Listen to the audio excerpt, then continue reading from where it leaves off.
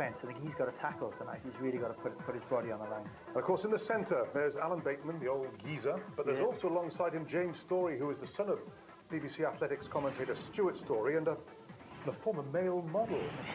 Not many of those in Neath. Well, he's 6'3" and I think he's 14.5 stone. I mean, he'd probably be a second row in your day, wouldn't he, being that big? But I mean, he's got pace, and the thing that impresses me, he's got really, really good hands as well. I mean, he can play 12 or 13, and I mean, last year he scored some great tries for Neath, and he really is, he's on the up and up, and I hope we don't give him a kiss of death saying that for now. No, that could be it. That could be poor James Storey's night ruin, but there they are, the Neath changing them all.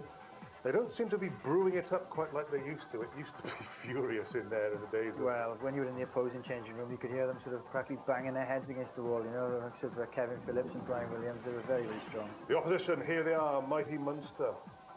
Yeah, I mean, again, you know, that sort of, that pack, Cloesy, Carhill, you know, Jim Williams, Wallace, Foley, I mean, all sort of well-known sort of household names in Ireland and in international rugby. They're going to be a big test. They also think they've got good kids coming through. They've got Donegal, Callahan and Paul O'Connell in the second row. They just said they are going to be big players in the future. Well, I think Irish rugby's got it right at the moment. You know, they're sort of centrally contracting the players. They're pushing them into sort of Munster, into the provinces, and they're getting the experience. And this competition, I think, is going to help them enormously. They've gone for the blend, haven't they? They've gone for the home-produced, the likes of O'Callaghan and O'Connell, but they have made shrewd investments, and they've bought in this year Jim Williams, and I saw Declan Kidney out in Australia when he went for this former Wallaby. He's a big lump. Yeah, he is, and I think he's going to have a big sort of influence on what happens in the line-out tonight. They'll use him a lot at the tail, and then, you know, quick ball into Stringer's hands out to O'Gara in the midfield, and you'll see that whilst they don't sort of, perhaps they're not as open as Leinster in their play, if they do get the opportunities, they really like to get it wide, and they're a good sort of attacking side to watch.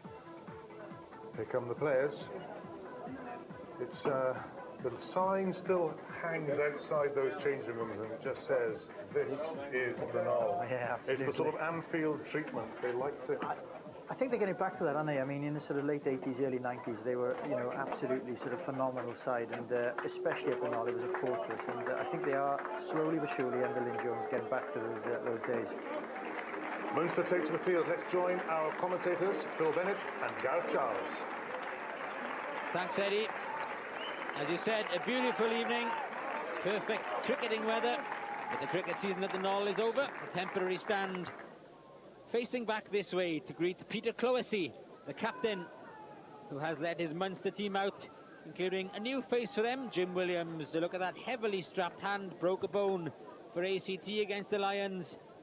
And Ronan O'Gara wanting to get over the disappointments he had out in Australia. Straight back in on things, had a dozen minutes against Connacht midweek, his first full start for Munster.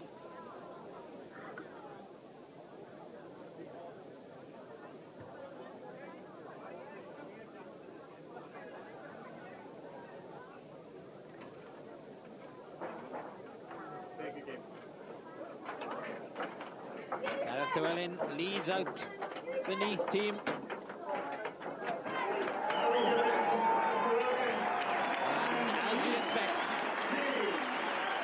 The roar comes out to greet the All Blacks.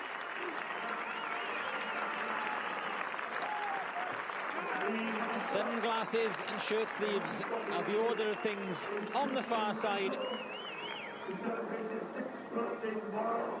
The well-populated temporary stand back in action. Alongside Gareth Llewellyn is the new signing, John Slade, the South African. He makes his first start after a couple of outings as replacement, and Lee Jarvis having moved down from the black and white of Pontypridd to the all black of Neath, already well into the points. And James Storey, Mike Hall has already put the kiss of death on him, but big things expected of him. And alongside me, Phil Bennett. Phil, great atmosphere at the Knoll. They'll be well used to that in Munster from Thomond Park. Yeah, I'll tell you what, and they've played recently, Gareth, out in Europe against the top French sides in front of big crowds. So coming to the Knoll won't phase them one bit at all. Tonight, great occasion, lots of internationals. Let's hope that Mr. Rob Dixon, I saw him a fortnight ago, corner against Cardiff. He blew up every second of the game, penalising both sides, played no advantage. Let's hope he let it flow tonight, and we have a cracking match. Get behind him, Ted. It's all set for what should be a cracking match. Let's hope it lives up to its expectations. The two unbeaten teams in Pool B. John Kelly with a take of Lee Jarvis's start. And Munster looking to get the ball away from their 22 early on, and Ronan O'Gara, after nursing the touchline on the left-hand side, looks for the open space out wide. Sean Connor has showed up well since he moved down from Ebbw Vale. Long chase back there, which Paul O'Connell doesn't want to know too much about, and shouldn't either, being a second row. Leave it for the three-quarters, just to put it to safety, which Peter Stringer does. And talking to Kevin George, the Neath coach, earlier on, just before the match, and he was saying it was the kicking of Sean Connor, the kicking of Lee Jarvis up at Edinburgh in midweek that got that wonderful victory for Neath. Big, long punts downfield. Sinkinson, the tail gunner. A mistake by Patrick Hogan. Wasn't too bad a ball presented down from Sinkinson. No, that's the kind of ball that you usually love. Tail of the line out, moving it out then amongst the backs. But unfortunately, Patrick Hogan, early days, knocked it on. Obviously displeased with himself, as you'd expect. Unforced error early on in the match. O'Gara bringing the fullback. Crotty up into the line. Good tackle though from Alan Bateman, as you'd expect, reading the angle well. Yeah, there was excellent display by Neath defensively there, drifting across, didn't leave the miss pass, you know, beat them, and lovely tackle by Bateman. Munster thought they'd put the man clear with an extra man dummy run there, but Bateman's been around far too long, just drifts across. Brilliant tackle by the centre. And with the ball going forward, as Crotty was shaping up to kick, that gives Neath their first scrum of the evening. Nathan Bonner-Evans, it is 8. He's a bit too laboured that time though for Storey to hit it at any pace at all, but at least the second phase is there. And nothing really on. And Neath will be a bit disappointed because you're right, that was so slow. Nobody, Storey's a big man, he's very tall, he needs to get the ball at pace. There was no pace about that movement. Come on, out.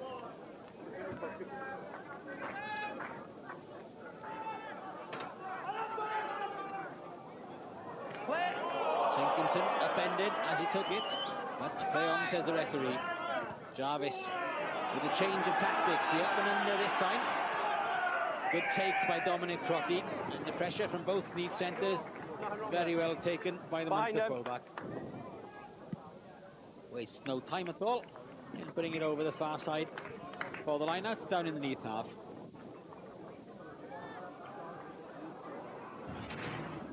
Jarvis, a huge kicker, but good play, and again the right angle, turning towards his line, no chance of a knock-on. Well done, Crotty, the fullback.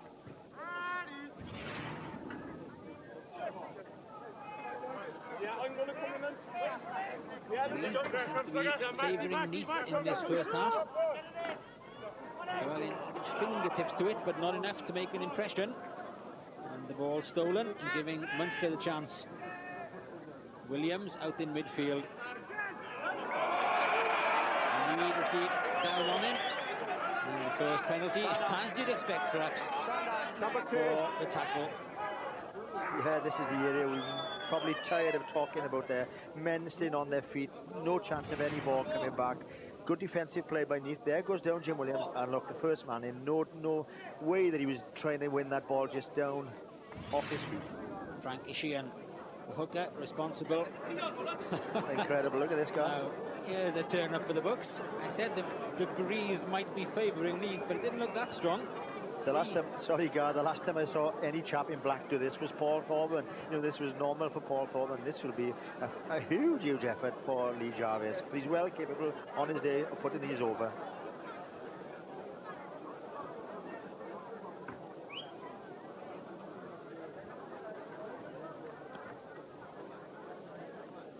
Interesting that the Munster have put big forwards underneath the crossbar ready to try and catch the ball if it does get reach that far.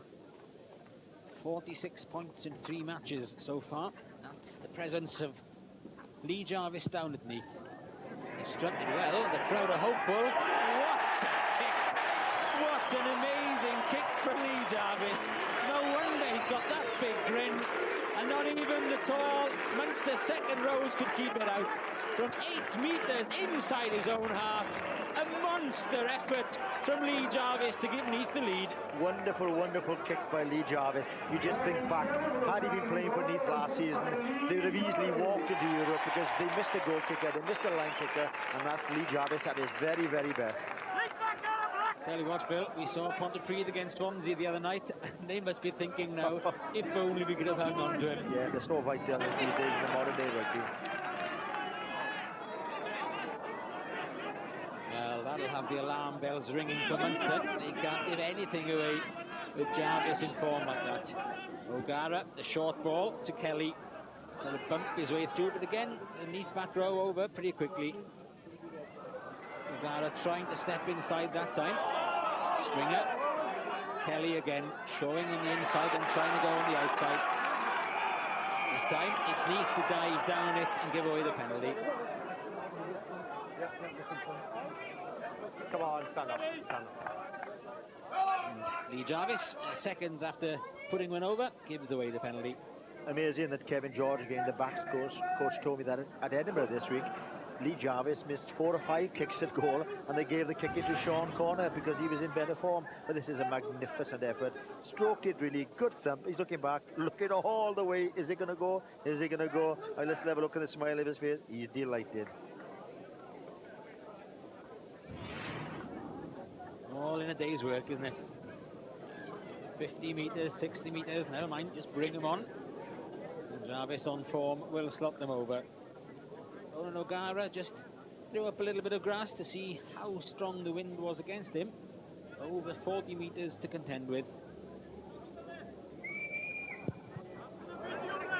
He's got distance as well. He's curled it back in perfectly. Well, what a battle of the kickers we got tonight. He just threw that one across left to right. Lovely golf shot that would have made. 3 points though for O'Gara. Brings them back square. We sit in right behind that when he stroked that guy, and I thought when he hit it, that's going to go to the left of the post, but he obviously had his bearings right, drew it in the last moment, and it was a wonderful kick again by O'Gara. Good start. And there's one or two travelled over from Munster. And a few locals with Munster colours on. Take was by Williams. John O'Neill with the run on. O'Gara showing his capabilities, kicking out of hand as well. Nothing at all Nathan Bonner-Evans could do about that one. Took it back in. The referee said that we took it back inside the 22. A wry smile from O'Gara. He looked to have done it okay, but... yeah. Well, the referee, as we saw a couple of weeks ago, is really on the spot. The test judge didn't spot it, but he was really on the ball, Mr. Dixon, and this could be a vital line-out for Neath. Big decision. That's excellent, excellent guy.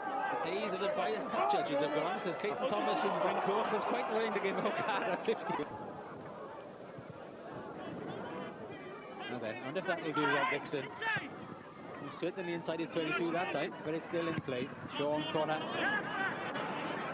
follows up his own kick. He missed by everybody until the captain, the claw, Peter Cloesi got there. Connor looks to have taken a bump though in following it up. Transform Munster to spread it, living dangerously for just a second. David Wallace, the flatter on the wide outside. Story with the arm slightly high, but not too dangerous. O'Gara driven on by Martin Cahill, the tight head. Lovely go from O'Gara that time. Good close support from John Kelly, the inside centre as well. Williams was there, making his presence felt, trying to drag in a few more defenders. O'Gara looking for the inside runner. There's Paul O'Connell, the second row that time. Back it comes again. Lovely flick up from Stringer. It's Anthony Foley. And there's Neath come over the top and try and claim it.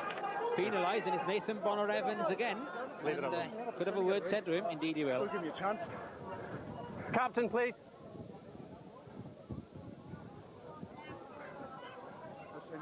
Okay, I accept you trying to roll, but you're killing the ball and doing it, okay? You want to go your own way.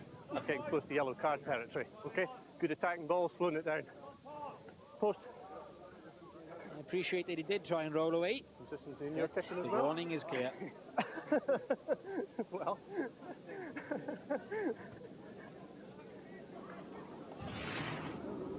lovely skills by keeping the ball alive and string the Irish scrum half. What a flick pass back into the number 8's hand. Good play by the number 8, supporting well, but the flick pass made it all. Wonderful play, the scrum half.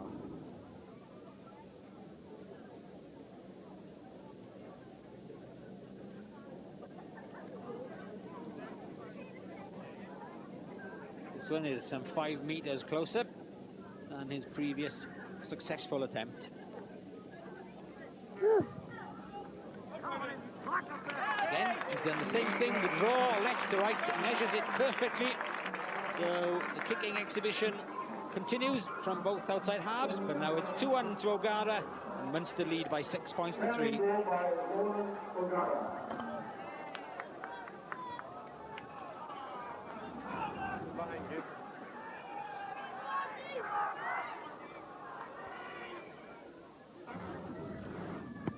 Jarvis again, similar kind of restart. This time Williams heard the call from behind him and let it go. It was O'Neill who had the offload that time, and O'Gara was definitely inside his own 22 taking that one. So the line out will be up in Neath's territory. And that was a good kick by O'Gara. He's kicking into a slight breeze there. We can see from the touch judge flag that it is, you know, just a slight breeze. So he kicks it a bit lower and he uses, you know, not the big height. Good play by O'Gara. Ben Jones taking up his position just alongside us, getting the bird's eye view, the aerial view of proceedings. Almost there before the nerves start jangling, and you want a closer view of the action. We have to wait and see. Jason Holland sets it up again. Cahill, the tight end, good drive that time, very well taken close to the action. The numbers were the other way, and Kelly had his kick, got 4 yards down. Bateman with a hat through. Back goes Anthony Horgan. Horgan near his own try line. Picked up in one movement, but driven over by both centres, Bateman and Story together. Good following up from Alan Bateman. Opportunist to the end. Yeah, but I think Munster will be kicking themselves. They took the wrong option there. One man on the left-hand side, they came that way. Kick was charged down, and Bateman got up there with Story, drove the left winger back over his line, and this is a wonderful position for Neath. All from a Munster mistake, going the wrong way.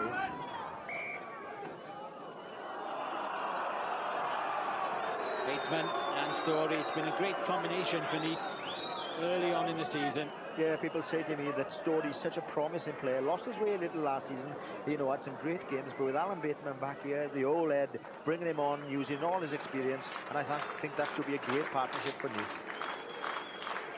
I think Cahill, the tight head there, needs a bit of attention before this scrum goes down. And Peter Corsi, vastly experienced Irish international prop. Munster have the edge in weight. It's all about technique. They've got the shove on and the twist. Spin! But illegally, says Rob Dixon. That was deliberate.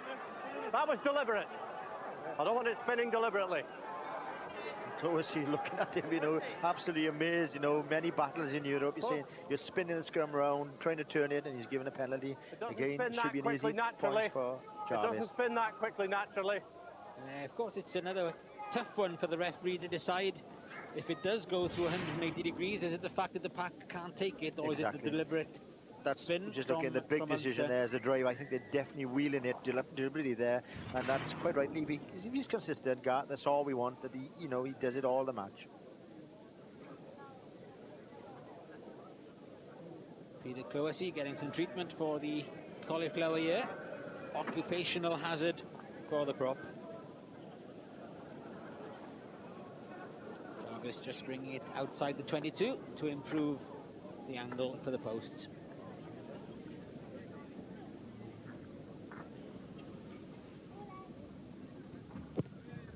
No problem at all. Delicate little chip that time.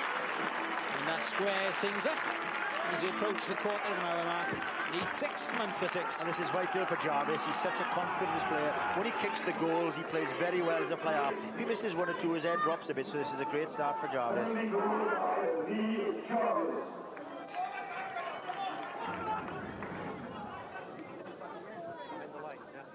So far, little chance of the flow we wanted to see. The possession that has been usable has gone Munster's way. Beautifully floated restart from O'Gara, but a fine take from Gareth Llewellyn. Did really well to get underneath that one. Doherty was straight out of the blocks and beat the gun. Red 4. Cool it. And a bit Cool it. over-anxious as well. Thank you. Donnacha O'Callaghan. Let's have a look for this kick, where last season they were gaining 30-40 metres. Let's have a look at Jarvis's length from here.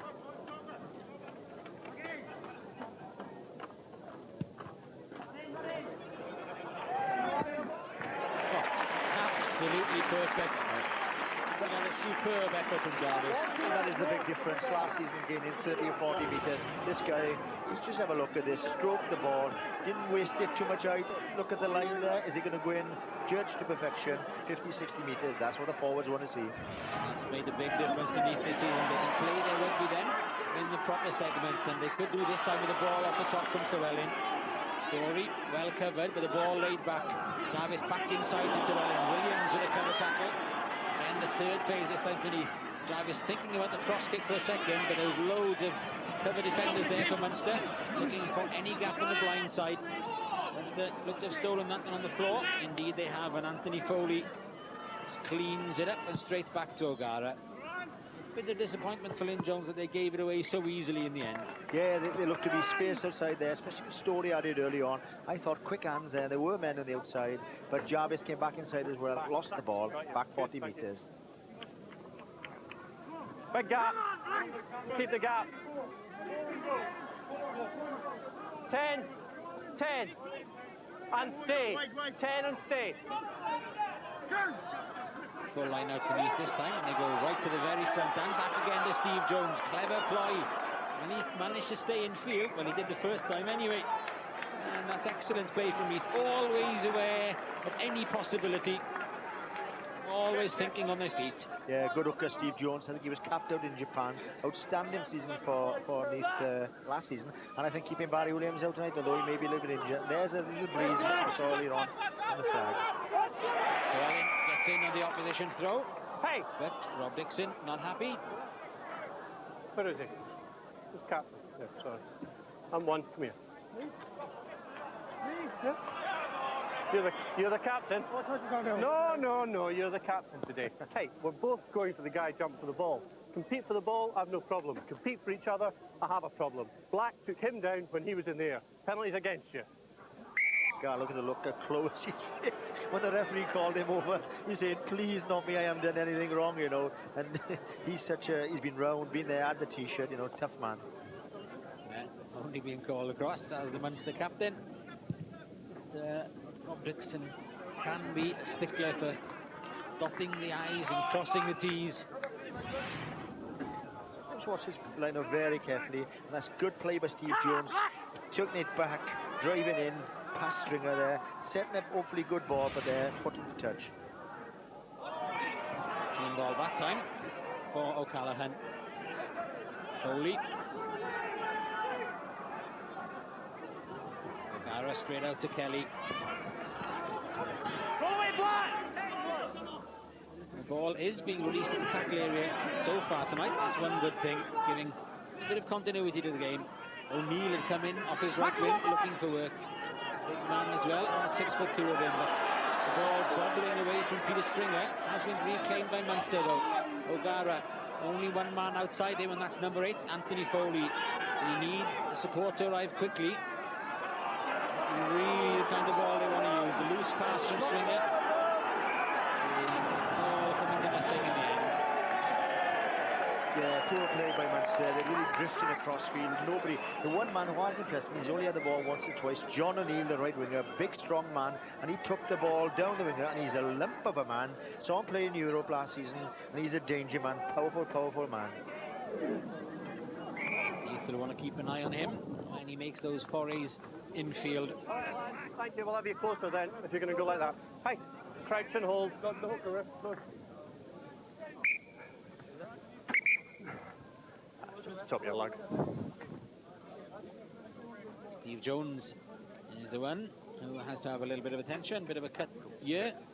The one man I'm looking forward to tonight in the front row, who impressed me last year as well, was Duncan Jones, number 1. So good about the field, improved his scrimmaging, and I think he's going to be challenging this season with Darren Morris for that number 1 spot for Wales.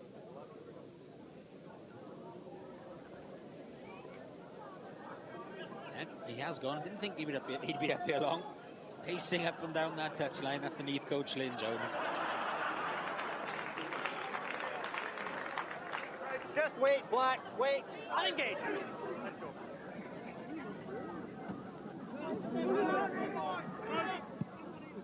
Horgan. Get on it, Johnny, get on it! It's a useful one. Good pick by Patrick Horgan. I'm delighted to see him back playing at scrum half. Unfortunately for him last season, had to play lots of his rugby at fly half for Neath, and I don't think he's a fly half, but he's an excellent scrum half. Great heart, good clubman.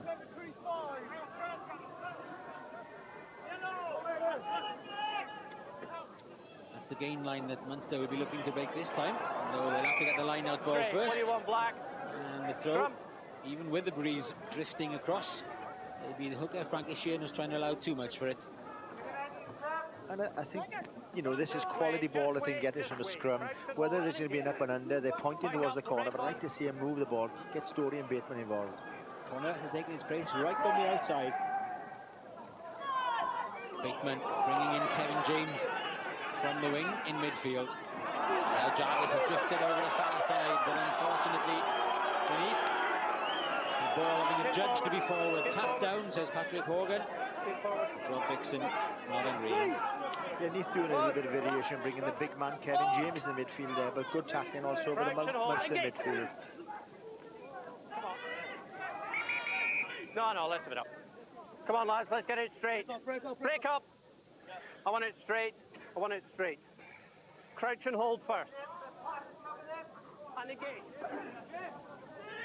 Still even Stevens at the end of the first quarter. 2 penalties apiece for the 2 outside halves. I want it steady.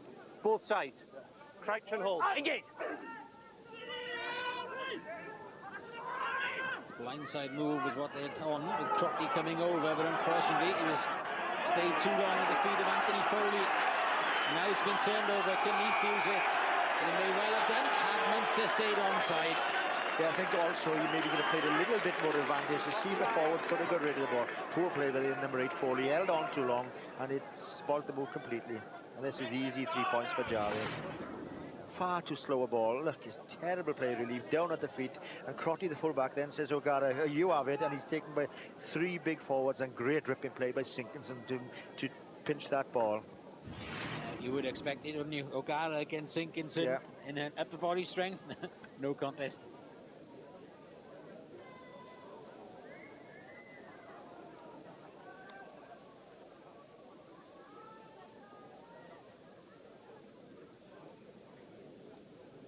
Jarvis, pretty much like Johnny Wilkinson, those hands clasped together as he sets himself up for the kick.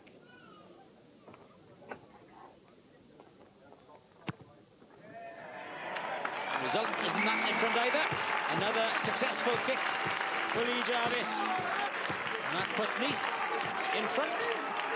9 points to 6. And Neath really haven't had a lot of ball, but what they have done, when they've got down there, Munster have created the penalties, given away infringements, and this guy has punished them. 9 points to 6 to score.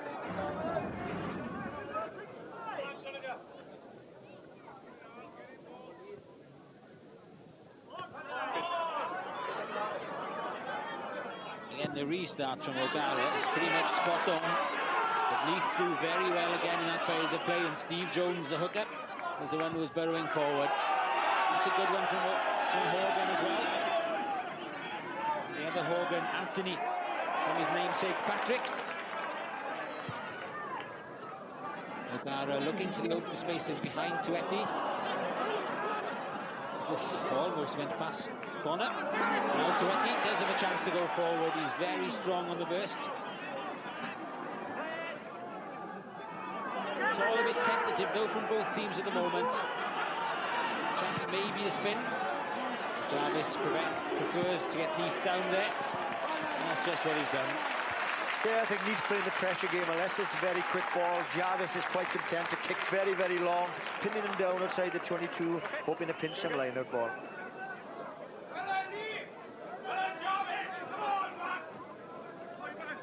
On the front, man, Black. Black, man. Black, come on. Line-out's going pretty much with throw so far. That's Paul O'Connell and Bocca O'Callaghan. It's meant for O'Callaghan, and he's the one who takes it cleanly. I think very highly indeed of this young second row.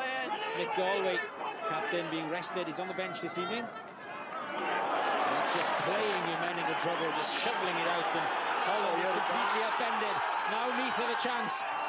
Bateman with a little grubber as the defence came across. In the end, there wasn't an overlap. It was 2-on-2 for a moment, though. Neath could have done with the presence of an extra man. One or two far behind, but still, the pressure was on Munster. They've played themselves into this pressure situation. Tackle. Black going forward. Neath have the scrum. They would have wanted more, though. Just for a second, it looked as though something was on. I would have loved to see the winger Tuetti come off his man, because he was 1 against 1 there. Bateman did the chip ahead, but Tuetti came on the burst. Would have been so difficult to stop. Alan Bateman's in two minds. Look, you can see there's no overlap there, but Tuetti, had he come from a different angle, he'd have been right across the winger, and he's such a big man, and I think he'd have been under the post. This is interesting, Gar. Look at the position of Jarvis standing there, quite flat. The rest of the back's quite deep, but he's up very flat, so I think it's from Jarvis just to stand and a long pass out somewhere into midfield. And Tuetti has come right across the field, the big winger. There he is outside the full-back, Tuetti. Let's look for him. We saw them getting a try like this against Edinburgh in midweek. Jarvis. It is indeed the cut-out pass straight to Sean Connor. Back it comes again. To change of direction a second time for Neath, but Story changed his mind. John Slade was the one in support. Drives into the 22. Straight back for Connor. Lines up the drop goal. But no, from the outside of the boot, an easy for Anthony Hogan to deal with. I was a bit disappointed with that movement there, because they used Sean Connor, you know, the smallest probably member of the back division, on a crash move downfield. That should have gone wider out towards Tuetti. Set it up nicely, but then failed to execute it.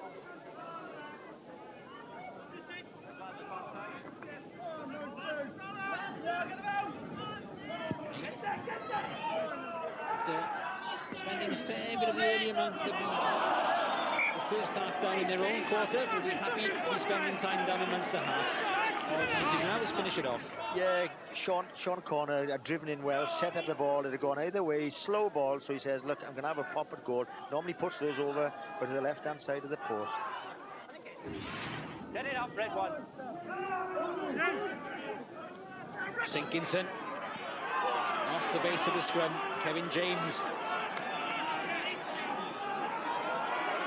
Again, quick boys up Neath who looking for. Again, possibly going for the wrong option, but Conor Evans breaks the gain line, and Steve Jones there. Couldn't get the pass in. Now it's back again. Story this time. Again, good defence from Munster, but a lovely ball to use for Neath. They do have an overlap this time. The flick on from Connor to Tuetti. Tuetti bumps off his man. Kevin James across, but so is the defence in the form of Dominic Crotty. Slade tries to drive forward. Plenty of forwards in midfield for Neath. Maybe they should be grafting up there. And eventually, Neath giving it away. Kelly was the one who took it quickly. But Munster flopped down on it. But again, Neath with the preparation work, failing to make use of the extra man. Tuetti's such a strong man. For me, when he cuts inside and goes on those mazy runs, he's almost impossible to stop. Look how strong he is. Through one man, knocks him out of the way. Then he's on again, looking for space. And I think Neath need to use Tuetti, bring him on at different angles. Well, they certainly have a chance there. Jarvis is taking it quickly, though. Nobody awake to it. And Lee Jarvis goes over for the try. Everybody thought he's going for the kick. Munster walking backwards, turning their backs. Jarvis hadn't indicated that he was going for goal. Caught them napping and crosses for the try. Great thinking by Lee Jarvis. Obviously, he did indicate that he was good for the penalty. But when you think of all the experience in the Munster side, you know, 9 internationals, 2 Lions, they're all having a chat there. And Jarvis says, hey, this isn't bad here. I'm going to stroll through. Throws a dummy. The wing's got no hope. And that's a well-taken try. Good, sharp thinking by Lee Jarvis. He's having a great night tonight. If I was the Munster coach, I'd be livid with all the experience in the side. They were just having a good old gab in midfield, and Lee Jarvis can't believe his luck. He won't get an easier try than that for Lee.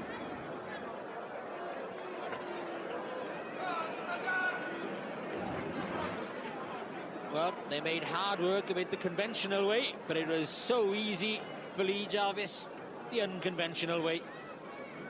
Big gap there for him. Everybody looking at the post, looking at each other, thinking about the restart. They can have their chat now as Lee Jarvis lines up the conversion.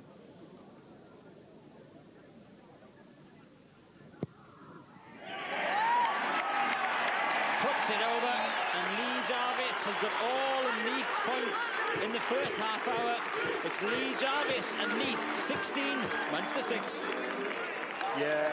Good thinking by Lee Jarvis. Just you see the end part of the try scoring. And all his stringers back there, scrum half, and he's very annoyed with the rest of his players. So many experienced players on the side caught napping.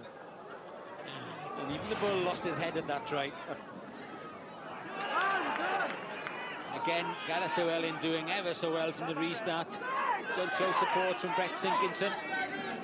Jarvis totally relaxed after his try, but missing out on touch that time. Hogan, oh dear me, straight off the side of the boot. Bateman is there with the tap down. Llewellyn, now then the quick feed to Jarvis. Is Tueti outside him? The early ball for Tueti. Takes on O'Neill. Good tackle though. Lined him up well. And the support coming quicker from David Wallace and the Munster pack. Black tackler. Jim Williams. Clessie is scrum half. Then Stringer. Straight out to Holland. Takes on Bateman. With the support of Bonner Evans, took him down. Bateman's taking a bump on the head. And he can get some treatment because the ball's gone forward. You have to say at this present time, Munster at 6s and 7s, there's no shape to the game, no plan to the game. They're cutting back a lot inside, right into the Neath tacklers. You know, I'd be disappointed if I were Munster with all those internationals and 2 British Lions.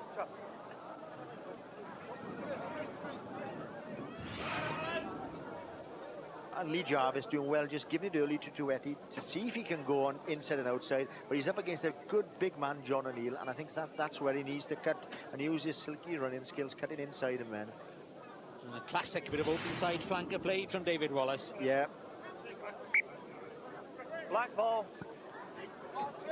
While they settle down to the scrum, we can go down pitch side to Graham Thomas. Thanks, Gareth. I'm with Roland Phillips, Neath assistant coach. Roland, there was such quick thinking from Lee Jarvis. I think he even caught you out, didn't he? Yeah, I didn't see it. We were talking about where we're going to go next, and next thing I know, he's under the sticks. Yeah, nice. Obviously, those surprises are good ones. And he can kick too. Yeah, he's an excellent kicker. I mean, I think he wasn't happy the way he kicked the other day up in Scotland, but I think he's making up for it today. And you're happy with the way things are going? Yeah, obviously against such a quality team to be 66 up at this stage, we're happy, but there's a lot of work to do. Munster very, very strong, and you can't switch off any time. Roland, thanks very much. Right, and engage. Graham Thomas with Roland Phillips, former back row player here, coaching the under-21s and assisting Lynn Jones with the main team. Jarvis trying to work Bateman on the inside, showed his strength though, Alan Bateman. Hogan evading the clutches of O'Callaghan. It's there again for Neath to use, but there are plenty of numbers in defence from Munster. Jarvis going for a monster drop goal this time. He's had the penalty version, and that would have given him the complete set, but never really troubling the posts. No, he didn't strike that well at all, but he's so confident. He's full of it, isn't he? He scored 16 points, and he fancied a drop goal. Unfortunately, he didn't catch it. Did the best of, you know, Jarvis on form can be dynamic. Got one against Cardiff, got one against Edinburgh. And one tonight would give him a full house. He's got all Neath's points, which has given them the 10-point lead. With some 6 minutes left. That's a free ball for Sinkinson to use. Jarvis, Story, looking for the gap. And again, Neath had the numbers outside. He was 4 on 2 at least. And just a quick release. They don't need to do anything You fancy. released it, then you went back for it. You can't Not have only two wasn't bites it at it. the slow release, it wasn't a release at all, and that has given Munster the penalty. You're quite right, you know. I think Bateman, the story, especially Story, is so keen now to impress. You know, he's got Alan Bateman on the Great British Lions centre next to him. He wants to show how good he is, Story. But on that occasion, you move the ball quite simply, and there were men outside there, and he moved the ball, and he threw it about the overlap. At the moment, I think they've got, you know, sort of Munster under the cosh, and they're just keeping it nice and tight and not making mistakes. Neath's only success so far, and even Lee Jarvis was caught by surprise. He was looking for the quick feed of Dave Twetti, didn't need him because the gap as big as a barn door straight in front of him. On the other side of the barn door, here's the ball. There you go.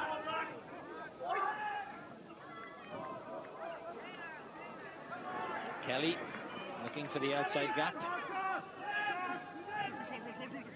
O'Gara, little support on the outside.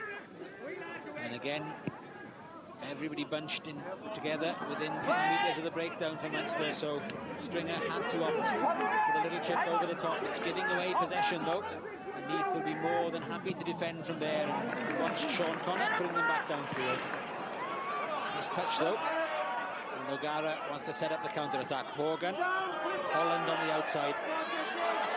Good tackle from Duncan Jones. Fine support work from Ronan O'Gara. He's trying to run the show at the moment. It's a bit of a one-man band. They're not really firing so far this evening, as Dominic Crotty tries to work some space in midfield. Stringer must have been impeded illegally. Black, discipline. No way that Neath are behind the back feet playing that one. I've been very impressed with the back division of Neath in defence. Their lineup has been outstanding. They're drifting across, and it's going to take something special for Munster to break this defence down. Something like Pontypridd had to put up against Swansea, very good in defence. And maybe a little chip, maybe something different, and certainly they have to have a quicker ball if they're to break down this very solid Neath defence. That's the man who'll have to work out which ploys to employ to break down the defence. Lynn Jones passing on a message or two to his troops. Interested in talking to Roland Phillips before the game. He's the defensive coach at Neath now, you know, Gar. So he's doing very well. Yeah, and Paul Moriarty, ex-rugby league man again, doing it well at Swansea. And it has become a defence-orientated game at the moment. Yeah, without a doubt. On you go. I think John Plumtree quoted somewhere in the week that he felt the championship was won by Swansea, not by attack and skill and flair, the defensive, you know, pattern of their team.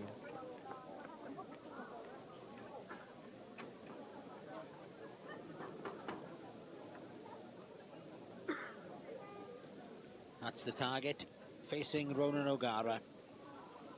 No way through the Neath defence, so used to going for goal. At that time, the left to right drift is no good for him, because he puts it wide on the right-hand side upright.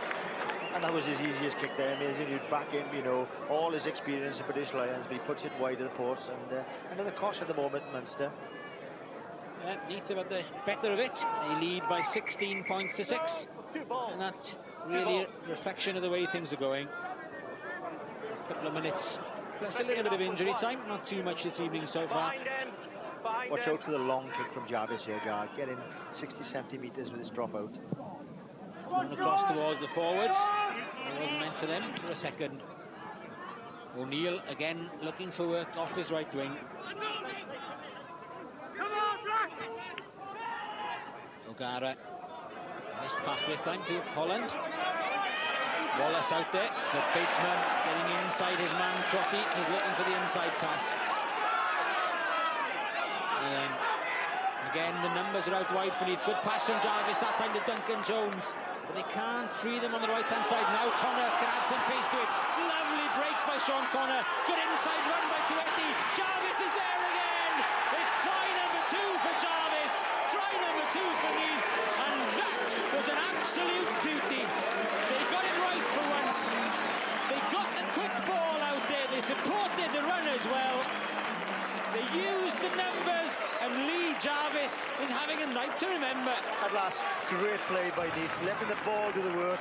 Fantastic play by the forwards. Gareth well involved. Sean Corner at a pace. But what's the inside run by Tuetti? Leaves his man. There's what makes the try for me. Coming off at a good angle.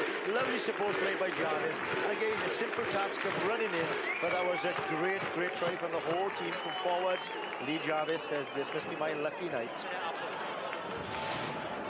We may save it a long time, Gary. Move the ball. Stretch him out wide. Tuetti timed this pass to perfection, and then he's very quick, Lee Jarvis, the number 8 forward, no chance. Look at the smile, look at the confidence, and he'll have a wave quietly. And I'll tell you what, I'll bet all the money in the world he'll stroke this conversion over.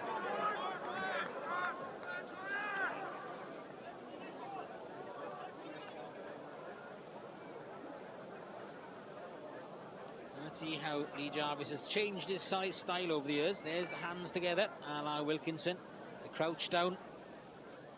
Molded himself on Neil Jenkins, and then has gone on to Johnny Wilkinson.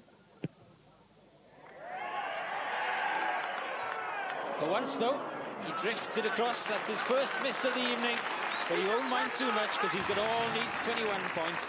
It all started with Alan Bateman's interception of the pass back inside from David Wallace.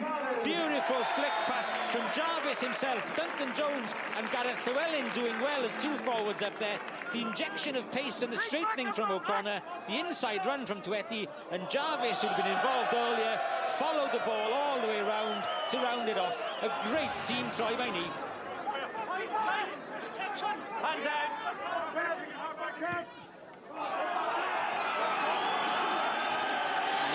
Crowd have got something to shout about, trying to disrupt Trotty, but he did well, ever so well. Injury time at the end of the first half, and O'Gara now will be thinking of getting the ball off the park, but he hasn't done. The skipper is there. Jarvis for a moment, looks for the far corner, then put up the high one. Jim Williams takes it. Llewellyn tries to turn in, but Williams slipped it back well. O'Gara knew there was a gap there. Richard Francis plugs that gap. Sean Corner has already called for it. The pass is safe, and so is the kick. To go back to that great try, Garden, one thing for me, when Sean Corner made that break, he ran and he was running against a couple of forwards. Therefore, good vision by O'Connor, running against slower men, making the space for Tuetti. First 40, well done by Neath. They weathered the early pressure from Munster, went down into Irish territory themselves, and after the exchange of penalties from the outside halves, they are the ones who got the tries. Lee Jarvis is having an absolute field day. He's got all the points. They've kept their heads well, have Neath, and they've shown the class, and eventually making the numbers tell as well. And Lee Jarvis celebrating with 2 tries and the conversion to go with his penalties as well. He's got all of their 21 points, and Neath leading by 21 points to 6 at the interval. Straight down to Graham Thomas. Thanks, Gareth. I'm with Munster team manager Jerry Holland. Jerry, you've got some talking to do there at half-time. Yeah, we're not really in the game at the present moment, and we're playing second fiddle, so it's been a difficult first half for us. You seem to be well in it midway through the half, and then it all seemed to unravel. Yeah, I think we got caught with a sucker punch by Lee Jarvis. Unfortunately, the same thing exactly happened when he played with Cardiff against us in Musgrave Park 3 years ago. Perhaps you'd have learned from that one. Well, you would have thought we did, but you know, it's a wake-up call. What will you be saying to them at half-time? Well, there's another 40 minutes, so hopefully we can get back in the game fairly quickly and get a few points on the board. Jerry, thanks very much. Okay, thank you.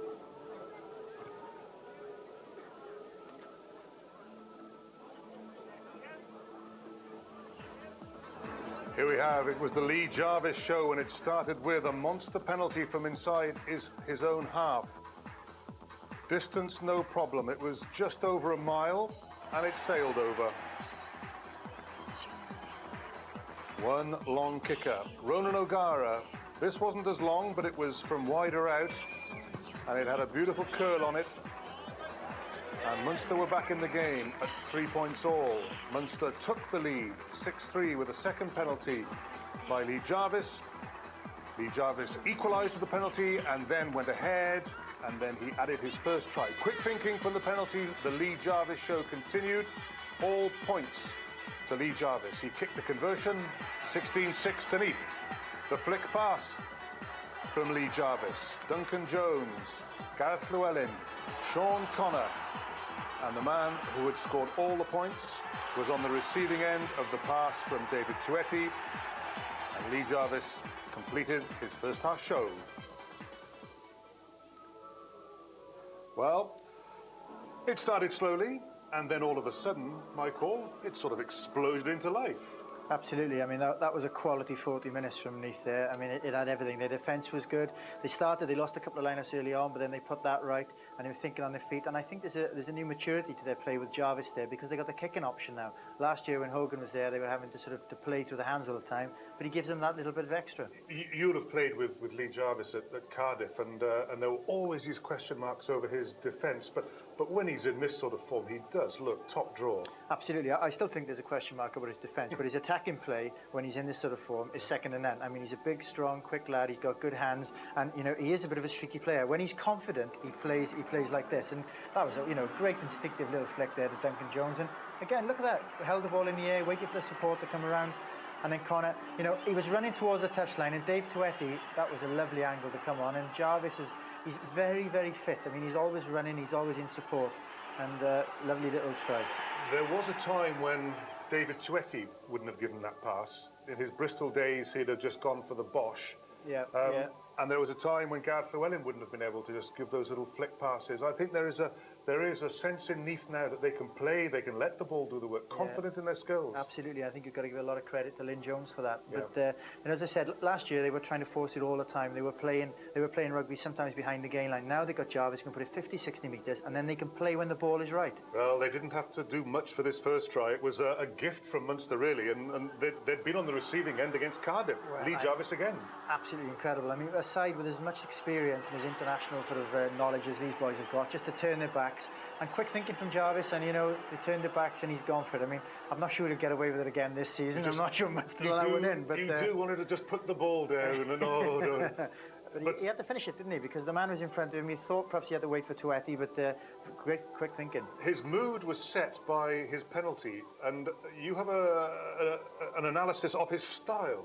Well, yeah, I think that a couple of years ago he was copying Neil Jenkins. Now I think he's copying Johnny Wilkinson. But that was an incredible kick. And, if you're in the opposition, you give away a penalty in their half. I mean, 56.5 metres there. That is just a fantastic effort.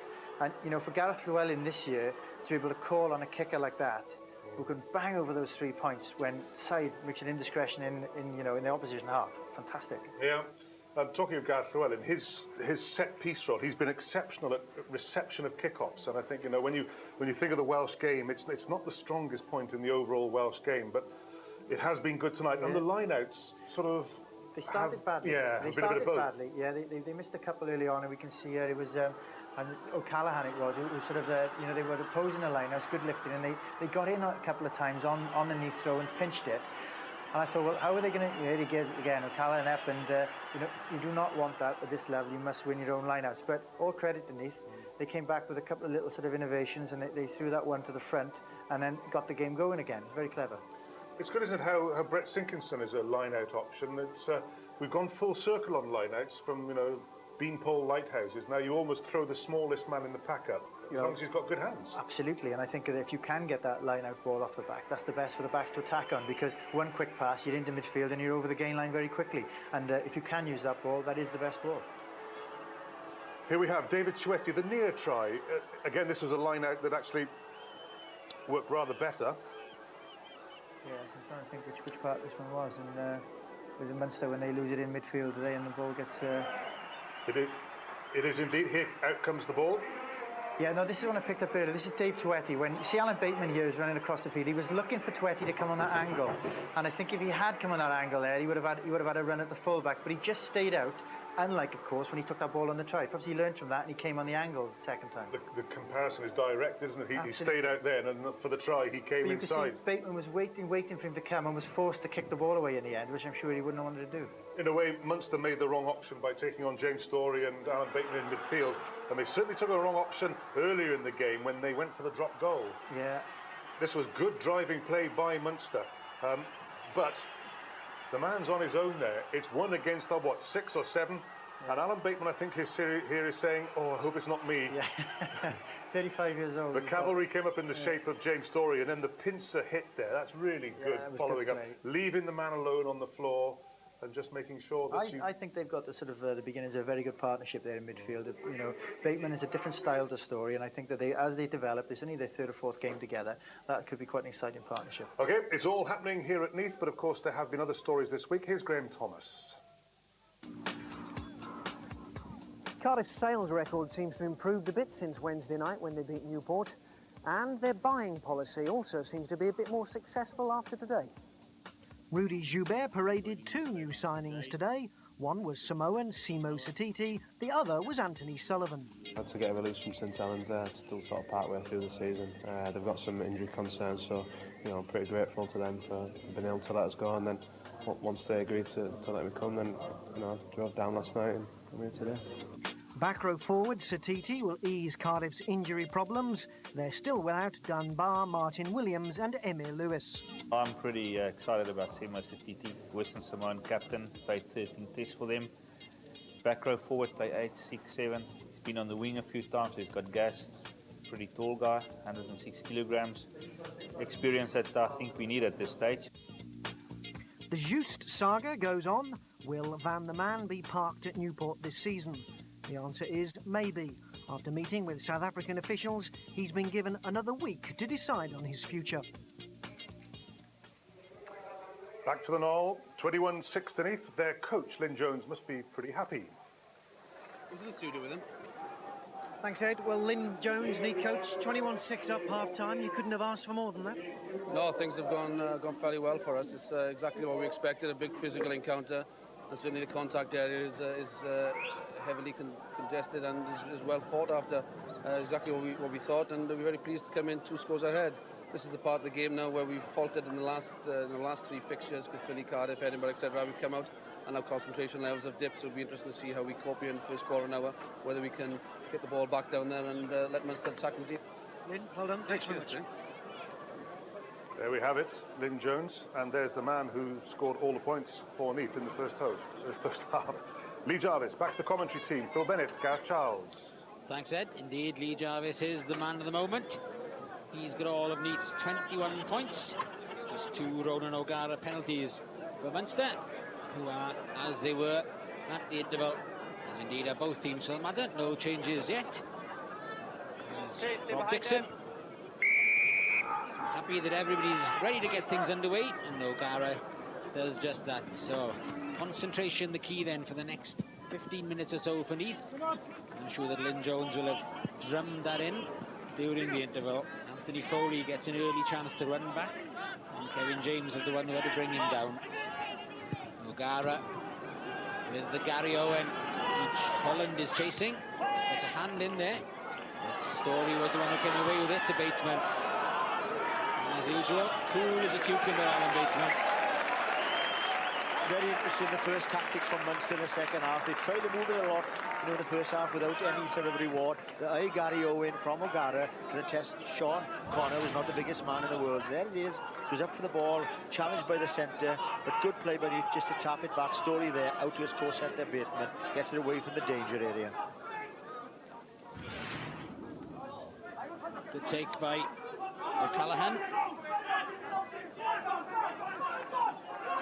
Change of tactic for Munster. They want to keep it tight this time. They want those big Neath forwards drawn in. Defence was such a big part of Neath's first half lead, but they want to get a few more people tied up in there, create a few more spaces outside.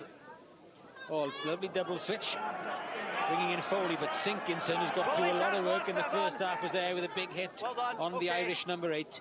Stringer really has to dig for that one, fires it in along the ground, and Dave Tuetti showing good hands and good composure to allow Sean Connor to clear.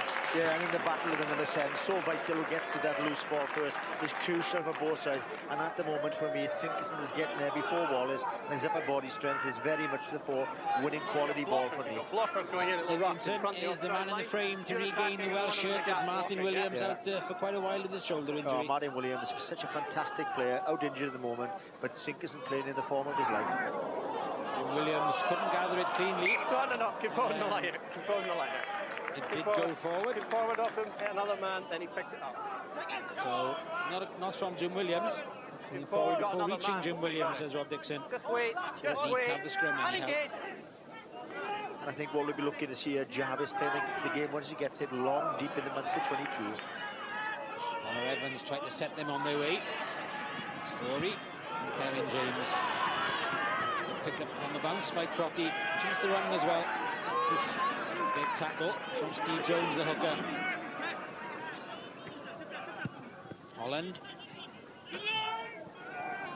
And again, Connor has time. Still in field for Peter Stringer.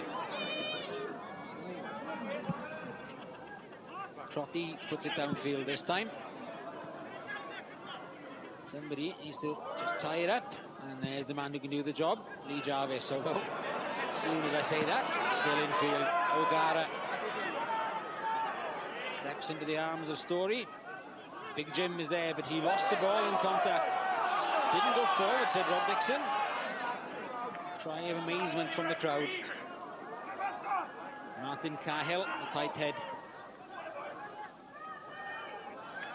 Again, the big man coming in off the wing is John O'Neill. Richard Francis is the one with the tackle, but some impetus now into the Munster game. Neath defence being stretched. Stringer looks outside him, sees Holland at outside half. O'Callaghan clears men again for Stringer to use the ball. He's on his feet. The first tackler, the man there was on his feet, so he was allowed to have hands on it. He's so the captain. rather than You handling, enough. the penalty goes for hanging on against Jason Holland. Yeah, the rule the referees have to obey this year. Once you're tackled and you have the ball, you have to release it immediately or they blow you up.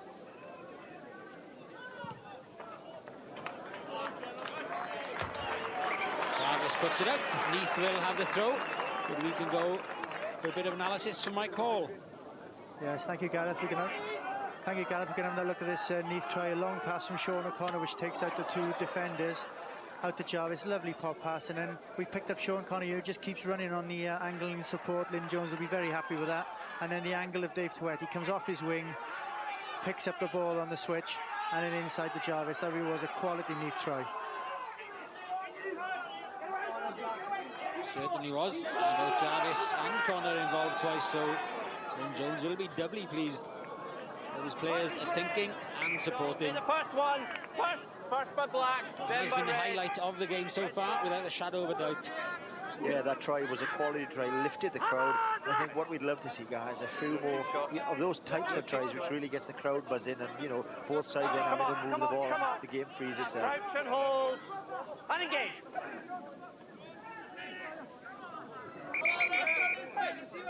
We don't have any of that carry on in the first half. We're not starting now, thank you very much. Let's see it formed up. Crouch and hold, wait red. Crouch and hold, engage.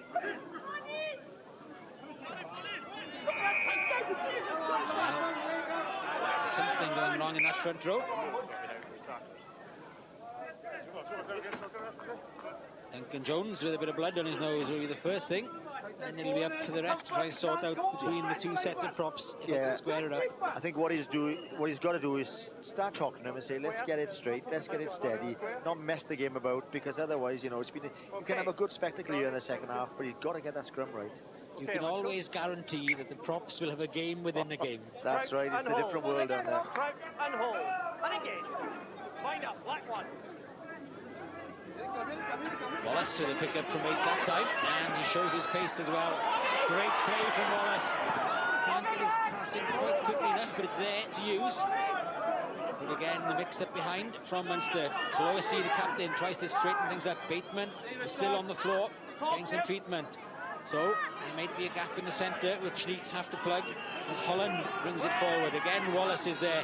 He's so instrumental to this Munster team. Went to die. And Neath will be glad that the break in play is Alan Bateman, and he's holding that left shoulder of his. the one player, you know, who has impressed the last few minutes. Let's hope that's not a bad injury, because Bateman again has looked class tonight. It looks a bit serious to me. Calling for the doctor to have a look. But you must pay credit to David Wallace. I said that Sinkerson had a good first half, but he's a British Lion. He's no mug. You don't become a British Lion if you haven't got class. And he's looked quite quick, but that looks, you know, a bit. Oh, I don't like the look of that. David Wallace has picked up the pace in the second half. He scored a superb try against Edinburgh in the previous match, a real individual effort, and he is a class. We've got 2 class 7s here. Yeah, there's Wallace showing pace for a change, you know, running at the Neath backs, and I think that's what Alan Bateman went down. The ground's rock hard, and I think that's what his shoulder might have dislocated or something there. Certainly took a knock on that. He's at it. Left shoulder, and let's hope it's not a long, drawn-out injury. We're so disappointed. Talking to him on the way down to the ground, he was saying that the partnership between him and James Storey is coming along. He's going to keep James Storey in check. He's over-eager, and Bateman's experience has been great for Neath this season. Well, it looks like more like the neck there. Let's just hope it's not the shoulder gun, it's more like a neck, but it's not worth risking. You know, they're in the lead, and get off and get it seen to.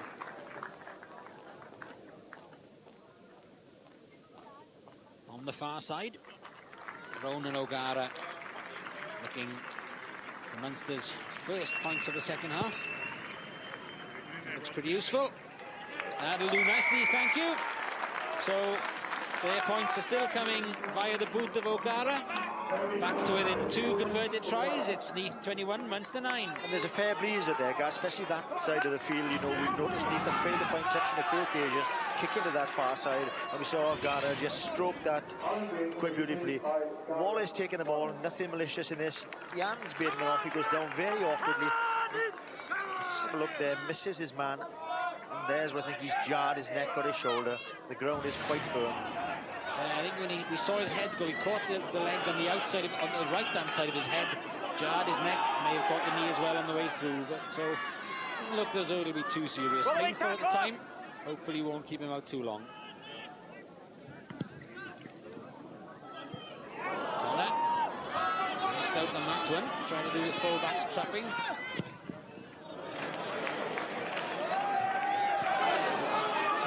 Infield as well. Crotty sets up the counter.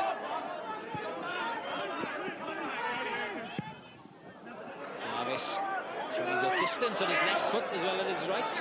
Nobody being able to find touch at the moment. It's not unusual to see people not going for touch, but I think 1 or 2 of these have been named there just to get the ball off the pack and go for the restart. That's a real freebie for Jarvis that time, and he's steaming down the middle of the park. So is Storey, and it needs the speed of Anthony Hogan to save Munster that time. And his namesake Patrick up there with the tackle as well. Oh, they got the penalty, but advantage being played by Ronan O'Gara. Foley, they have the numbers out wide. And there goes Wallace once again. Great run from the flanker, just one to beat. Cuts back inside, couldn't get the switch going, but got it down to O'Callaghan. It has worked its way to Foley. Foley with the offload to O'Neill. O'Neill forced out of play. The touch judge hasn't raised his flag, but the pass was forward. That was why he's talking into his microphone flag saying the pass was forward, but that was very, very dangerous indeed. And again, David Wallace right to the fore. Yeah, David Wallace, an outstanding game. Good advantage play here, showing good pace. I think maybe there was a time he could have offloaded the ball, but fair play. Foley on his inside was being tracked by a couple of Neath men, didn't want to give him man and ball, looking for somebody's support, but good defensive play by Neath. That's where the ball was tapped down, it all slowed down. By the time Foley gets the pass out, it's just half a yard forward. Dangerous for Neath, had Munster scored there. Certainly was. We saw O'Neill stepping over the touchline anyway. The touch judge was the one who said the pass had gone forward. Yeah, and you know, you see, Guy, you think 21-6 Neath are out, you know, to sight at half-time. But had they scored 21-9 with a penalty, O'Gara, try and conversion, and all of a sudden, they're back in the game. Certainly, Munster have been applying the pressure in this second period. Few changes. John Hayes is the big man with the bald head. He's the tight end prop. And Mick Galway, Lion of 93 out in New Zealand, wearing 17, takes his place in the second row. Get down,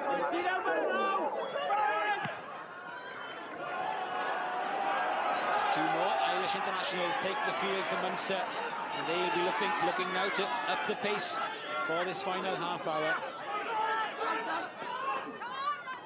O'Gara only had 2 outside him compared to Neath's 4. Very good kick though. Kevin James under pressure from Hogan. Sinkinson has arrived. Neath almost driven off that one. And that's why Munster get the cut in as well. Came forward. The one man again was impressed me a little bit. He hasn't had no ball really in his hands. Got back and saved very, very well by his own line. Anthony Horan followed up very, very quickly there. Grabbed hold of Kevin James, and he looks quite quick on the left wing. Now, Munster have upped the pace in the second half, or Neath have stepped off the gas, but it's a very, very different complexion to things at the beginning of the second half. O'Gara picking out Holland. Forward pass again is always given, yeah. I thought he might have crossed for crossing the midfield, but he's pegged him back for the forward pass. And you know, really, when Munster have played so much rugby in Europe, perhaps this early season, I'm not going to be too critical, but they haven't looked that good in midfield. No Mike Mullins there this evening, the Irish international centre. And they're missing him, definitely. You break way before he's played the ball, okay? Stay down. That's not for Nathan Bonner-Evans, the carrier, but for his fellow back row players going up too soon before the ball was out. And it's given O'Gara a simple 3 points. And Lynn Jones will be annoyed here, really, because they've given O'Gara 2 chances to kick at goal. You know, 12 points now, they're back in the game, and, you know, they've got to keep their discipline. There's where I thought there was a little bit of crossing, but he didn't probably sort of touch anybody. There was no connection made, but there's where the ref said the ball was passed forward. Yeah, the Munster midfield has been very disappointing this evening. Yeah. They're being kept in the game at the moment by the boot of Ronan O'Gara.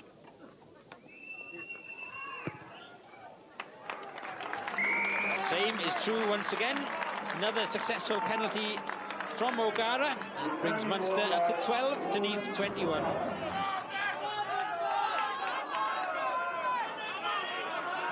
We can find out to what extent Alan Bateman has been injured by rejoining Graham Thomas. Thanks, Gareth. I've just spoken with Alan Bateman. He's just come out of the dressing room, having been treated by the doctor. The news is good. He's slightly jarred his shoulder, but he's come off more as a precaution than anything else. So that's good news for Neath and also for Graham Henry. Thanks, Graham. So that is good news indeed for Neath. And possibly for Wales. Who knows whether Mr. Bateman's services will be required in the autumn or in the new year. And pressure from Sinkinson and O'Gara, forcing a mistake that time from the outside half.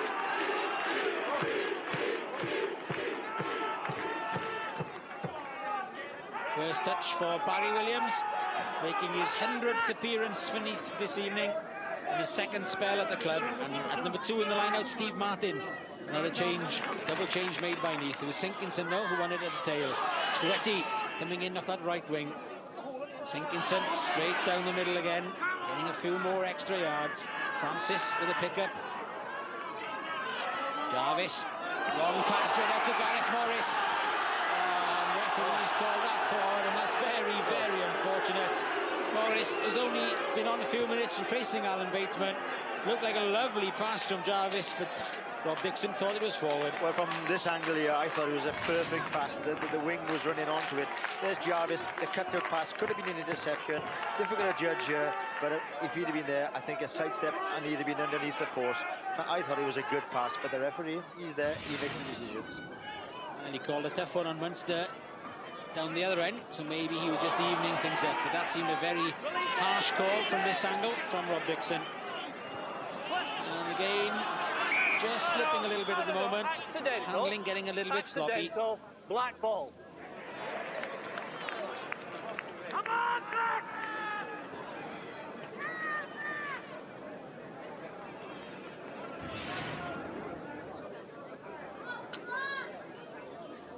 And Jones making that substitution. John Slade for Steve Martin. And telling his team to keep on going, which is exactly what Nathan Bonner-Evans did. James doing the forwards work that time, off his wing. Jarvis, Story. Experience of Bateman missing. And Jarvis, for once, making a mistake. They'll have to play it on because Wallace will pounce on any loose ball like that if he gets the opportunity. Against you, put it down. Come on, release it. No. And not just a penalty for failing to release, but a second time as well, giving an extra 10 metres, and this will bring Munster back within the converted try. I said earlier, you know, that Neath have just that little bit, lost a little bit of discipline. Jarvis, you know, everything's gone right for him this evening. I just think he took his eye off the ball there, knocked it on, and the man who's giving him a tough time, David Wallace, up like a flash. But, you know, within, what, 10, 15 minutes, 3 penalty chances for O'Gara to bring them back into the game.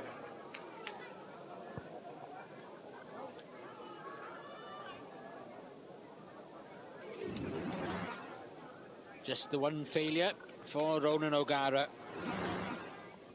That should stay the same after this one, which is straight in front. Indeed it does. And now Munster are very definitely back in the hunt. More than a quarter of the game left. They're only 6 points adrift at 21-15. I think what Gareth Llewellyn has to say as Neath captain, hey, we haven't had possession for the last 5 or 10 minutes. Let's get some ball. Let's use it wisely. Let the half-backs do the work. Come on, Gareth. Use your experience here. And I think Jarvis needs to start putting the ball into the Munster 22.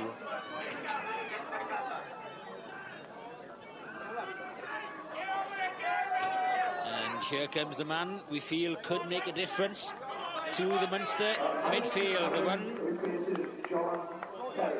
whose presence we thought had been missed. That's the Irish international, Mike Mullins, wearing 21, coming on for John Kelly.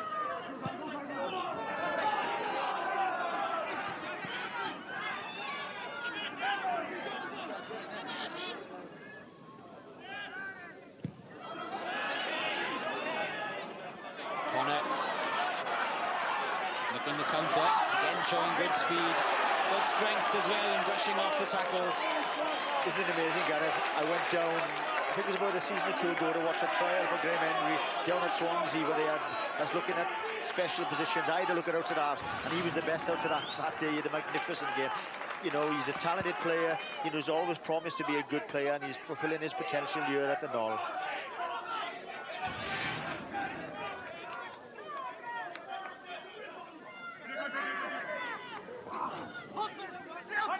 Tall figure of Paul O'Connell winning the Munster possession.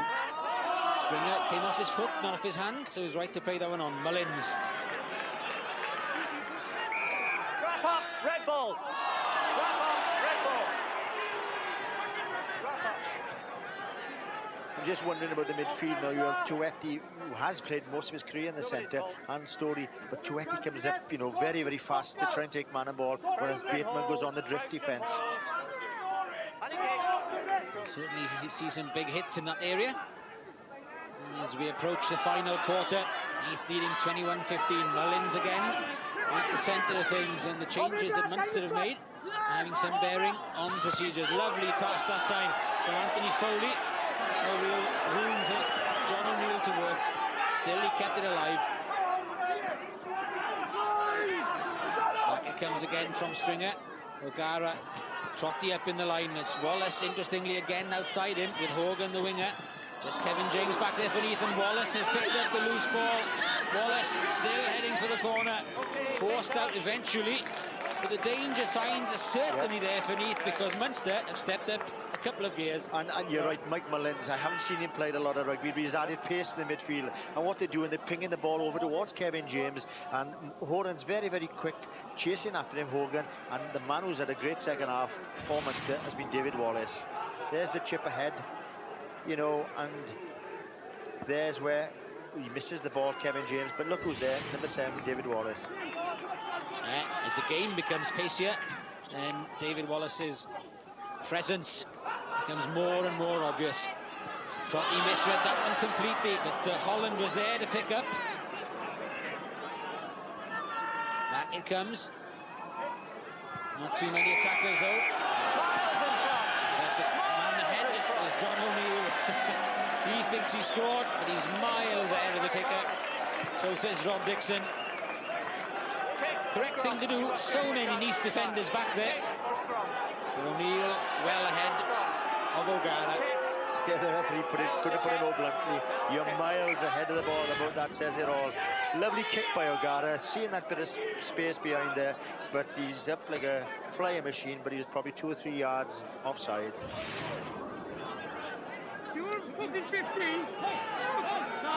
Interestingly, Neath had gone for the penalty where the ball alighted. That's way back down in their own 22.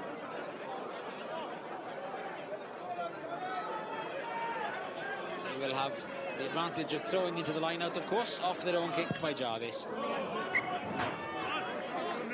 Perhaps the one man, I haven't mentioned this evening, guy who's missing, Shane Williams, from the Neath back division. He's such a talent, isn't he? And he can make things happen.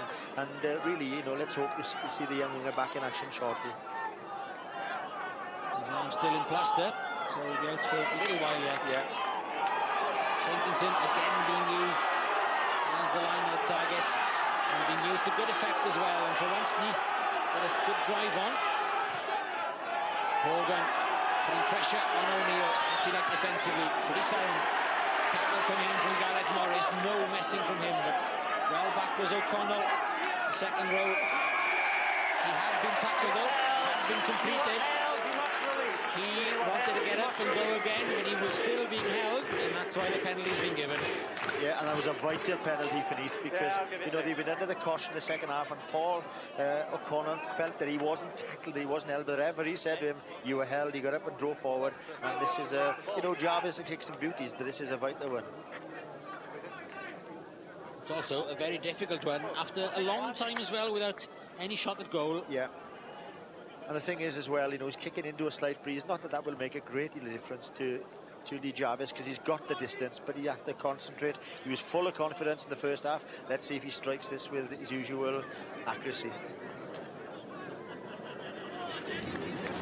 Leading point scorer in the Celtic League so far this season. Only missed the conversion of his own second try in the first half.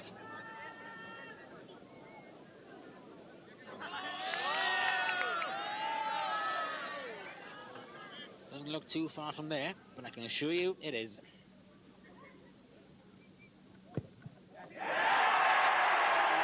Perfectly done again. That is a wonderful kick from Lee Jarvis, and it's just what Neath needed. They've been under the cosh in the second half. They've been really struggling, but those points will give them the bit of breathing space they needed. Yeah, total concentration, full of confidence, nothing on his mind. Those posts in front of him, he's having a look, he's trotting back, he knows it's there. Alan Neil Jenkins. Phoning a friend, Lynn. Come on, Neath! Another change. Alan Quinlan, Irish international, in place of Jim Williams, Australian international.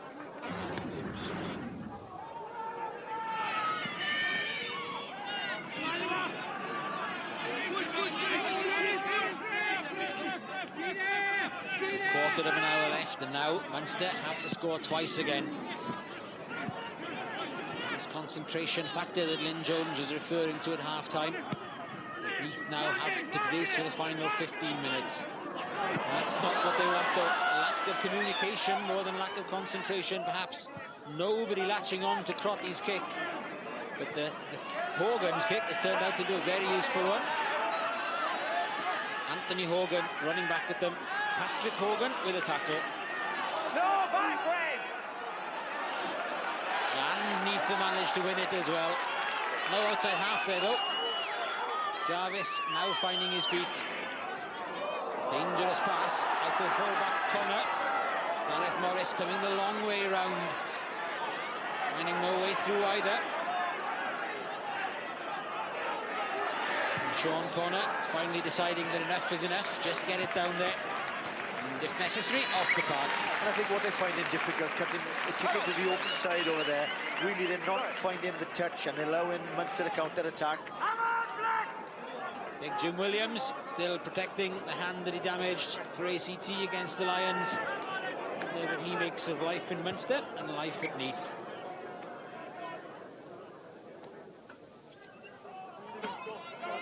No, you let it go. 11. You need to go off.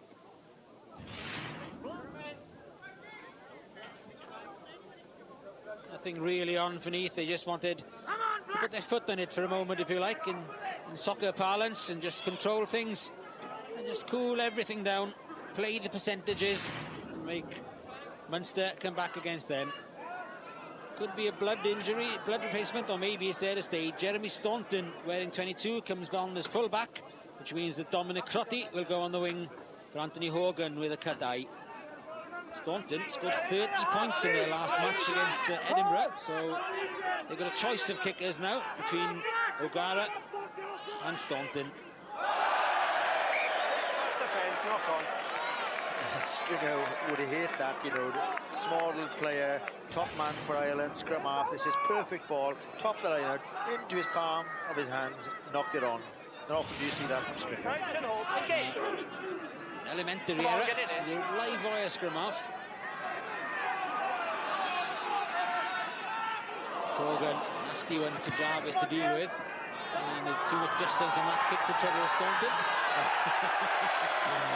I should have known better. Oh. Well, it's gone forward, says the referee, and that's a harsh run as well. The ball swirled away from Staunton, couldn't pick it up in the lights, and he made a mess of it. Needn't have really. Huge kick by Jarvis, going all over the place. I thought he knocked that back, you know, got it. But the referee seemed to have said this is a great position. That's unlucky, certainly he wasn't called up back.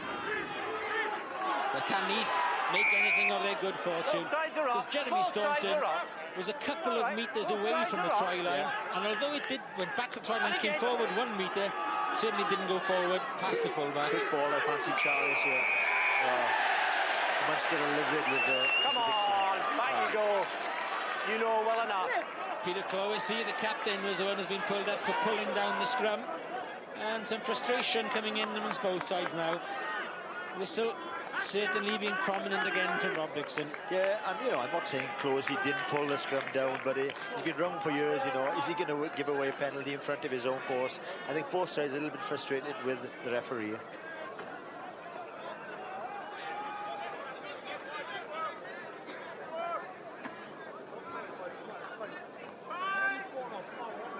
Neath won't mind though. Any points are pretty welcome at this stage.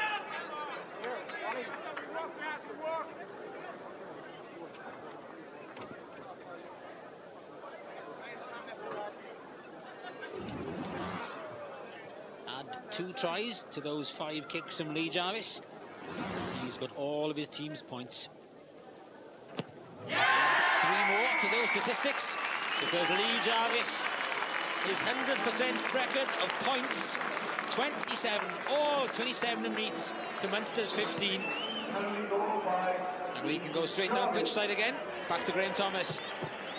Thanks, Gareth. I'm back with Roland Phillips. Roland, a big enough lead for you to hang on to? Oh no, I mean, they showed already, you know, how dangerous they are with the ball. We're maintaining possession pretty well, but by no way it's over. They put us under quite a bit of pressure at the moment, but we're defending for our lives at times. Big tackles needed now. Yes, you know, we've got to maintain this now. We can't relax at any stage. They're strong. Roland, thanks very much. Thank you.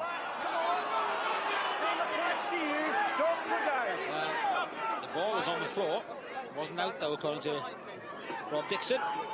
He thought that they'd snuck it for a moment. Yeah, interesting. O'Gara asking the referee how much time, sir, and I think he said 10 plus some injury, so they ain't going for the 3 points. They're looking to get line up ball and get that try, maybe converted. Interesting one. With 10 points, you would have thought maybe that would be enough time. It would have still have left them 2 scores adrift, but I think they're going to go for it, Gareth. They know they haven't played well, and I think they're looking, and they'll bring, I believe, this big man, O'Neill, in somewhere in midfield. I think he'll win the line out. He's a huge man, and I see him if he'll use him. O'Connell has taken the first ball anyway, and Cloesy tries to set them up. They're what, 10-12 yards away from the Neath try line. They try and work their way forward. They've gained another couple of metres. Neath have to regroup now. Great work from the Munster forwards. They're over. That must be a try. Rob Dixon is perfectly placed, and indeed it is a try. And if anybody, it's number 17. It's Mick Galway. who's come on as a substitute in the second half. The old warhorse himself, Mick Galway, so experienced, getting the try that keeps Munster alive. Great rolling ball, driving. This is far more better than you expect from Munster. This is what you expect from a team full of internationals. Great body positions, driving over. Neath had no chance, and Mick Galway, a real player's player, dog of a man, not about 6'6", 6'2", 6'3", but a real old pro. Ball there, driving forward. Not a chance. You haven't got a hope of stopping that. And the man goes over. And the referee, fair play to him, in a good position. They know they're still in this game now.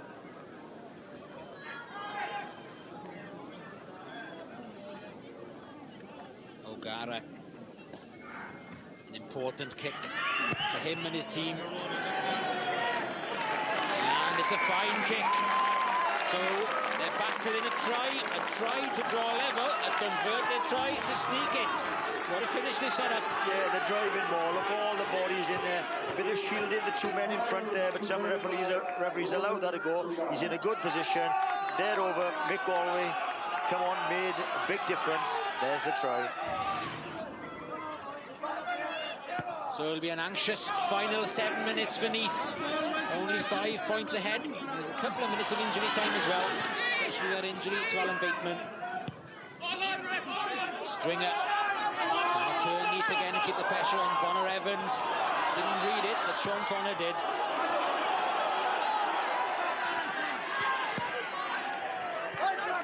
O'Gara has been everywhere tonight. Now then, Simpkinson with ball in hand, looks where his forwards are, finds Barry Williams. Good ball for Hogan. Jarvis to Etty, almost through the gap, still on. Story and Wallace went right across the field, tackling anybody with the ball. Kevin James though slips through the tackle of Crotty, takes on Staunton, just about forced over. The strength of Kevin James. They look to take the quick one, but the referee not happy with it. Yeah, good play by Kevin James. He's a very strong man, and he's up against Crotty, normally a full-back. Just have a look how he hands the man off. He's a powerful runner, Kevin James, looking to put the ball back inside. Seen there was nobody there, but good strength shown by the Neath right wing. Staunton, the effects of that clash of heads as well. Yeah, that's how vital the two penalty kicks by Lee Jarvis as well. You know, the indiscipline by Munster, especially the one under the post, taking the scrum down, and that has given him a little bit of a cushion. Staunton with the cut lip for his trouble, after banging into the head of Kevin James there. And the ref wants another sin bin. Any sign of blood, and he wants somebody, you know, off in the bin, so fresh on. You keeping him off for blood? Yeah. Keeping him off for blood. Can you go back a little? And Jones maybe looking to make one late substitution as well. Munster have been forced to because the referee wants play to continue without Jeremy Staunton.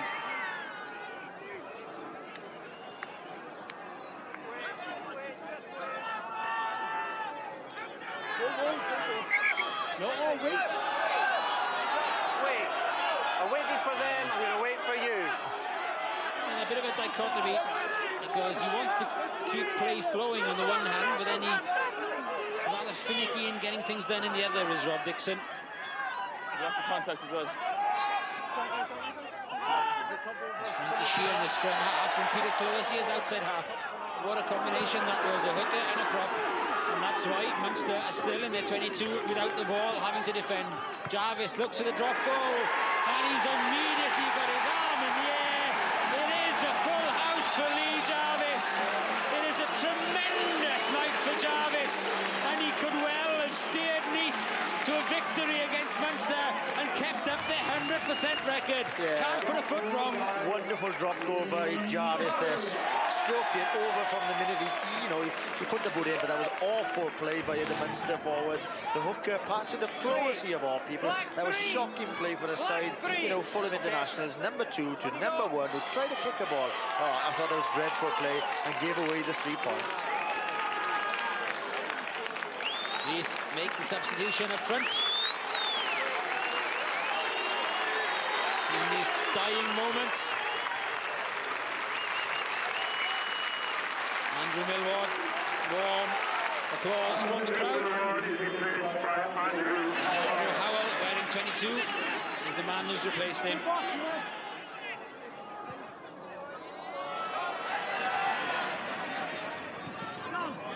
Second attempt for Crocky, but he hung on to it. But again, Munster now have to score twice, and they've got 3 minutes plus injury time to do it. Mullins at pace, knocked over by Story. Man and ball at the same time. Now Neath have their tails up again. Good take and give, that one from Dave Tuetti. Morris again coming back inside off his wing, sensibly hanging on to it. Howell gets his first touch. Just a wrap up! Just a wrap up! Black ball! Oh, just a tackle on the wrap up! Everybody's going in. Yeah, the drop goal, Chavez, nothing on, no option. Stroked it on the wrong side of the field for him, but he's just happy to get the 3 points. Pulls Neath clear, gives him some relaxation. Jarvis, the Freeman of Neath tonight. They say if they win this one. O'Gara just losing his head for the moment, going for the hack through after the ball spilt out of the Neath scrum. Oh, the Munster players are going berserk. Mr. Dixon, he said he went forward. And that's the second time the second row has been pulled up. I'll tell you what, Munster will be looking at the team sheet now from now on in, and if they see that Rob Dixon is down the rec bit, they'll say to Declan Kinney, oh, it's okay, I think I'll have a whiff this time. Big cheer as Lee Jarvis, rather unsurprisingly, is awarded the Man of the Match award. Neath, along with Roman O'Gara, his opposite number for Munster. And Jarvis underlining that award for the kick for the corner. I'm sure the one thing when they get into the dressing room is Lynn Jones not showing that he's happy, but he'll be delighted. They've beaten a side full of internationals, and I'm sure the team manager will be saying to Closey, the captain, I don't want you kicking any more sort of ball out of hand, because that gave Jarvis the chance to clinch the game for him.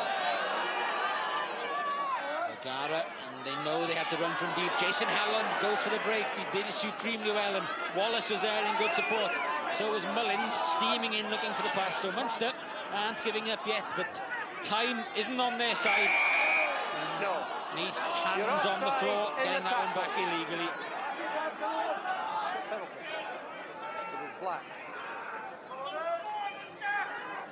Munster will be disappointed overall with their performance. It's been spirited enough, but they've been lacking in the key areas, especially until Mike Mullins came on to give them something going behind. Well, I've been bitterly disappointed. I'm not taking nothing away from Neath, so I think they've been quite outstanding in defence, and they've scored one magnificent try. When you look at, what, 9 internationals to start the game, 2 British Lions, and yet the quality of their midfield players has been poor, and it's summed it all up to me with a mix-up there, with Closey trying to kick the ball.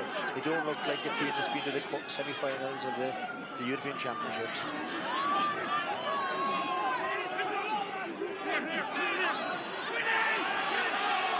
Neath will be happy just to run the clock down. They're in injury time. Munster come again. O'Neill coming in off his wing. Lovely freeing of the ball from the wing. Pass slightly loose though. And the Neath defence swarm across. Release tackler! Ball popping out, and legally so. And Barry Williams taking over the kicking duties and showing Peter Closey exactly how it should be done. You have a look at this. I want to look at this kick from Barry Williams again. That's a hooker striking the ball, and this is, you know, perfection. Oh, it's beautiful play by Barry Williams. He's such a good footballer. Doesn't panic, doesn't kick it anywhere. Just strokes the ball.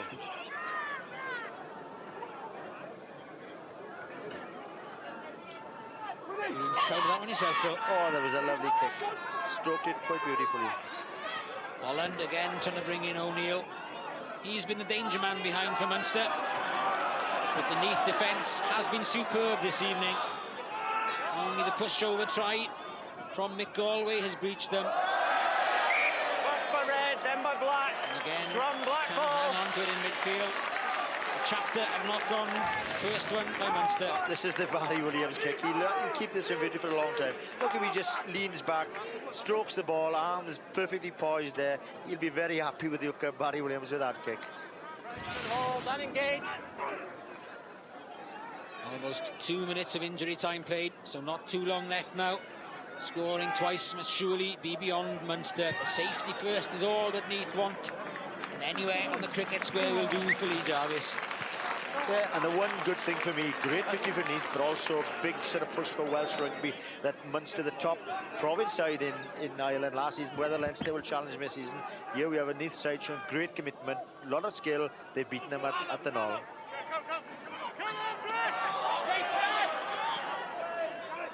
O'Connell, then that one. Wallace has done his best this evening. He's played well as David Wallace. Sinkinson for once couldn't pounce on the loose ball. O'Gara could, needs support of his forwards. He's been robbed on the floor. Volleyball going out there now. Looked like a bit like beach volleyball. But that's been a great contest for me as well tonight. Wallace and Sinkinson, the two number 7s, wanting to get to the breakdown first. I think Sinkinson has just about won it, but Wallace is at a big second half. But where Sinkinson's excellent is his upper body strength. Take the penalty, and that's us. Nope. Kicks no good for Munster unless they just want to reduce the points difference, which of course is a deciding factor if teams are level on points. Offside again. We'll not have that, thank you. Martin. Taken quickly by Alan Quinlan. Not back 10 metres. No, quick one. Stringer not allowed to take it quickly. And Neath could give away a yellow card very, very late on here. But it's all pretty academic by now. And I think if there were time, you know, God, they'd go for the 3 points to make it 30-25 with the hope of the try, but there's not enough time.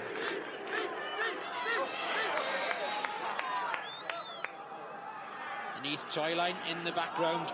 They'll want to keep that intact as Holland goes back towards the forwards. Great driving tackle from Steve Martin. No, that's a ball of margin. Tremendous defence from Neath, and Lynn Jones really enjoyed that. I think he enjoyed that as much as the tries that Neath had scored. Yeah, you know, you work hard all week, you work on defence, and he'll be very happy with that commitment. So will Roland Phillips, who's the defensive coach here. Not only did they stop the man, they drove him back yards of the game. That is all game, set, and match for me. Lee Jarvis cuts it out of play, and Neath are the team of the moment. Lynn Jones leaps into the air, and Lee Jarvis is the man of the moment. Their 100% record has been kept intact. Munster have lost theirs, and Neath are flying the flag for Welsh rugby in the Celtic League. Lee Jarvis with 2 tries, a conversion, 5 penalties and a drop goal, a full house, and all of Neath's 30 points. They had a scare or two, but they've beaten Munster by 30 points to 22.